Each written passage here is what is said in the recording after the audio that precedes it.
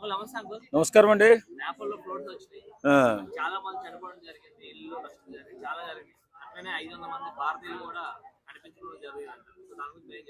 చాలా బాధాకర విషయం అండి.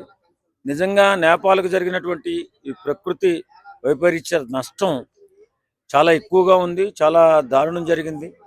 మరి మానవుడు చేసిన తప్పిదమో దైవము ఉగ్రరూపం చూపించిందో తెలియదు కానీ ఇన్ని వందల మంది గల్లంతైపోవడం, ఆ దేశంలో అంత అన్యాయం జరిగిపోవడం, ప్రపంచం ఒక్కసారిగా దిగ్భ్రాంతికి గురైంది.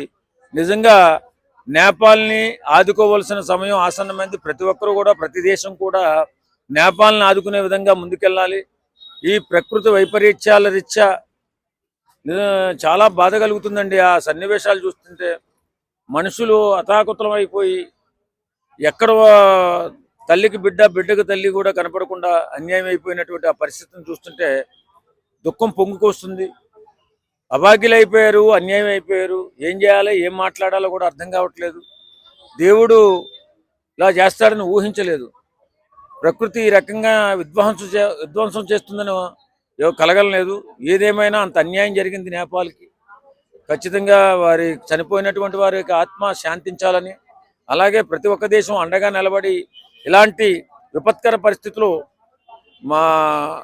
మనల్ని మనం కాపాడుకోవాలి. ఖచ్చితంగా ఏం జరిగింది, ఎలా జరిగింది అనేది పక్కన పెడితే, దేశాల పట్ల ఏదైనా వ్యత్యాసాలు ఉన్నా సరే ప్రతి దేశం కూడా సహకరించి వాళ్ళు ముందుకెళ్తేనే నేపాల్ మళ్ళీ బాటలో పడే అవకాశం ఉంటుంది. కాబట్టి ప్రతి ఒక్కరూ కూడా ఈ వైపరీత్యాల వల్ల నష్టపోయినటువంటి వారి అందరికీ కూడా అండగా నిలబడాలని మనస్ఫూర్తిగా కోరుకుంటున్నాను.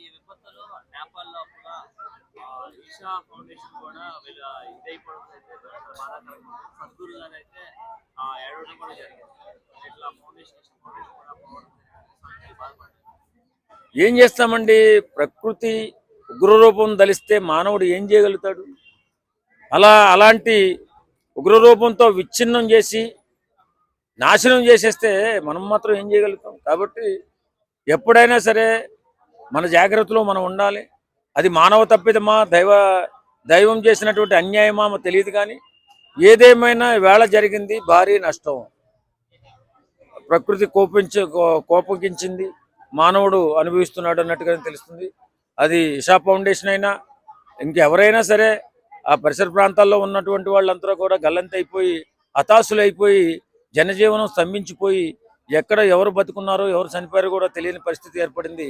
ఆ బురదంతా కమ్మేసి ఆ మనుషుల్ని గ్రామాల్లో తుడిచిపెట్టుకుపోయి, ఒకప్పుడు గ్రామాలు ఉండేరా అని చెప్పుకునే రీతిగా అక్కడ ఎవరు కూడా లేకుండా చనిపోవడం జరిగింది.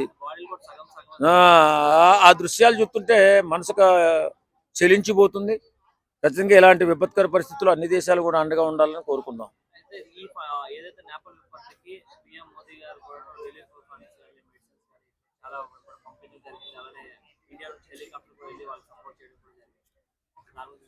ఎప్పుడు కూడా మన దేశం సాయం చేయడంలో ముందే ఉంటుందండి.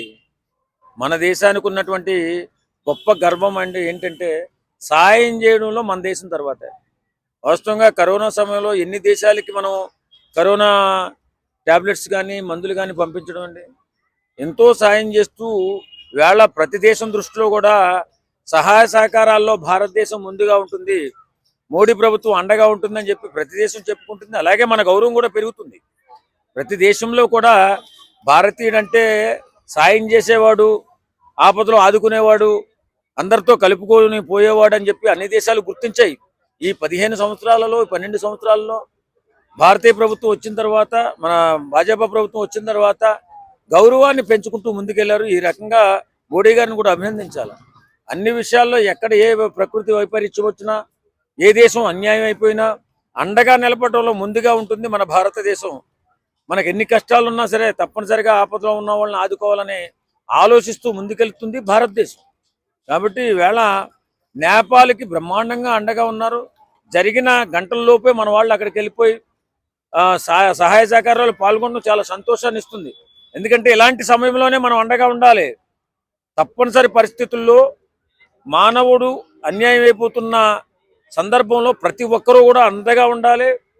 ఆపదలో ఆదుకుంటూ ఉండాలి, వారికి సహాయ సహకారాలు అందిస్తూ ఉండాలి. ఎప్పుడు కూడా మనిషికి మనిషి సాయం చేస్తేనే మానవ పుట్టుకు ఒక అర్థం ఉంటుందని చెప్పి మన పెద్దలు చెప్తుండేవాళ్ళు.